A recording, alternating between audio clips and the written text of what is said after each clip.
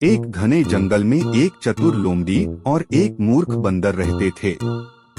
लोमड़ी तेज दिमाग वाली थी, जो हमेशा अपनी चालाकी से अपना काम निकाल लेती थी, जबकि बंदर जल्दबाजी और बेवकूफी भरे काम करने के लिए जाना जाता था। एक दिन जंगल में भीषण गर्मी पड़ी। सभी जानवर पानी की तलाश में भटक रहे थे। एक सूखी नदी के किनारे बंदर इधर उधर उछलता कूदता घूम रहा था। तभी उसे एक बड़ा सा तरबूज झाड़ियों के बीच पड़ा मिला। बंदर खुशी से उछल पड़ा, वाह, इतना बड़ा और मीठा तरबूज, इसे अकेले खाना मजेदार रहेगा। लेकिन समस्या यह थी कि तरबूज बहुत भारी था और बंदर उसे अकेले उठा नहीं पा रहा था। वह परेशान हो गया। तभी वहाँ से चतुर लोमड़ी गुजरी।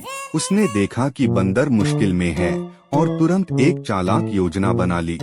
लोमड़ी ने मुस्कुराकर कहा, अरे बंदर भैया, यह तो सच में बहुत बड़ा और रसदार तरबूज है, लेकिन तुम्हें इसे अकेले ले जाने में दिक्कत हो रही है। क्यों ना हम इसे आधा आधा बांट लें? मैं इसे तुम्हारे लिए तोड़ देती हूँ और फिर हम दोनों मजे से इसे खा सकते हैं। बंदर मूर्ख था, उसे लोमड़ी की चालाकी का अंदाजा नहीं था। वह तुरंत मान गया, यह तो बहुत अच्छा विचार है। लोमड़ी ने तरबूज को अपने नुकीले दांतों से काटा और अंदर झांककर कहा, अरे बंदर भैया, इस तरबूज में तो जादू है। इसे खाने से जंगल का राजा बनने की शक्ति मिलती है, लेकिन राजा वही बन सकता है जो धैर्य से इसे खाए। बंदर की आंखें चमक उठीं, मुझे राजा बनना है, मैं इसे पहले खाऊंगा।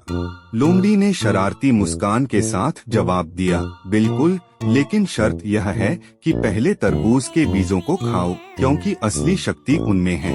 बंदर ने बिना सोचे समझे जल्दी जल्दी सारे बीज खा लिए, लेकिन बीज कड़वे थे और उसे बहुत अजीब सा स्वाद आने लगा।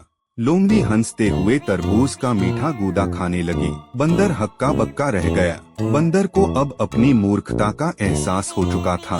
लोमड़ी ने चालाकी से उसे मूर्ख बनाकर खुद पूरा तरबूज खा लिया था और उसे सिर्फ कड़वे बीज मिले थे।